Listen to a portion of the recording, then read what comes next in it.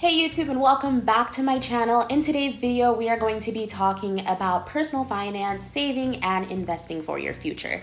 If you're new to my channel, my name is Tia and I'm an American living abroad in Italy, and I talk about a wide range of topics, but recently I got really into personal finance and savings. So if you guys are interested in the topic, be sure to like and subscribe to my channel for more content like this, and let's get right into it. So I wanted, before I started talking about like stocks and investing and, money making money for you, is the thing you need before all of that, which is money in the first place.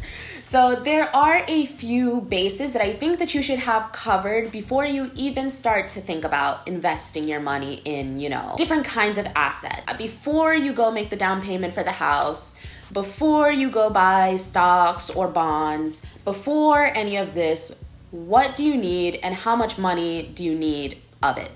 So the first amount of money that I'd say you need, and that I'm sure if you're into personal finance, YouTube, and that kind of area, I'm sure you've heard it a million times before, but if you haven't, you need to have an emergency fund.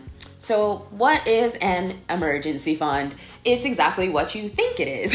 It is a fund for just in case there's any type of emergency. For example, you get unexpectedly laid off from your job, or if you're in America, you break a bone, or you crash your car, you need to pay for car repairs suddenly now. Any kind of high cost emergency is going to probably have to be paid for out of pocket, and you need to be prepared for that. You have no idea how many people go into financial ruin. Some people have to go into bankruptcy because of an accident. Another issue is if you live in Italy like me, you'll know that the workplace, especially for young people, is quite a volatile terrain. You never know if your job is still going to be there in a year. You can have the most safest of safe contracts. You just never know in Italy in terms of financial stability. So you should also be prepared for the fact that maybe this time next year you won't have a job. And so you should calculate for that. Everybody has different values as to what they assign for their emergency fund. Some people say that it should be 3 months of living expenses. Some people say that it should be 6 months of living expenses. I think it varies on the kind of person that you are. I lived a very precarious financial situation most of my life, and I'm a very risk-averse person. Not super risk-averse because I still invested my money on the stock market, but I'm pretty risk-averse in the sense that my emergency fund, it's not necessarily how many months, but I wanted to make sure that I had $10,000 saved in a high-yield savings account, just in case for anything. I mean, that's far more than 6 months of my living expenses. My living expenses are about 700 euros a month, so we'll say, $800, $900 a month.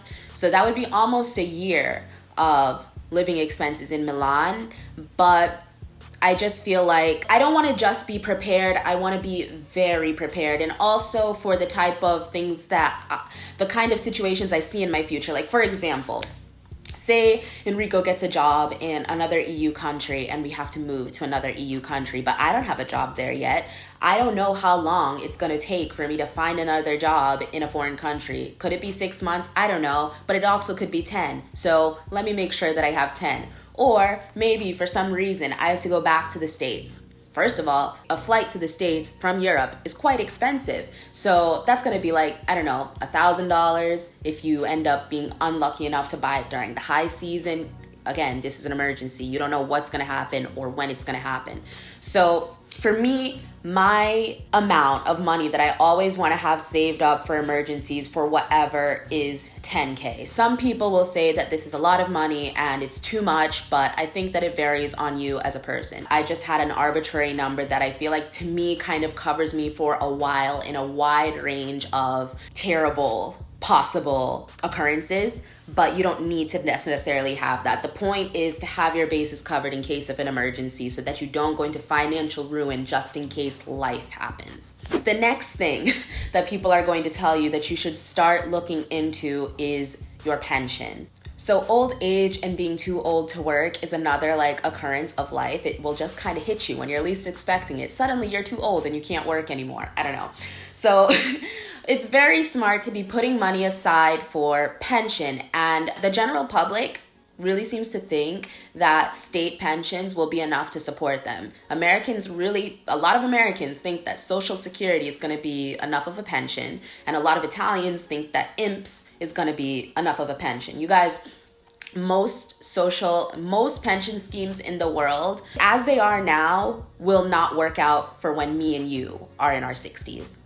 They won't be enough. If they're still around, if IMPS is still around by the time that I turn 65 or however old it will be, because they keep raising the age to which you can retire off of IMPS or Social Security. IMPS is like the Italian version of Social Security. I'll be getting like 800 euros a month, and I can't live off of, well, I just said that I can live off 800 euros a month, but I don't want to have to live like paycheck to paycheck or Social Security check to Social Security check by the time I'm 65. Right now I live off of 800 euros a month because of like choices, and because like I don't have to worry about medicine. I don't have to worry about a lot of things.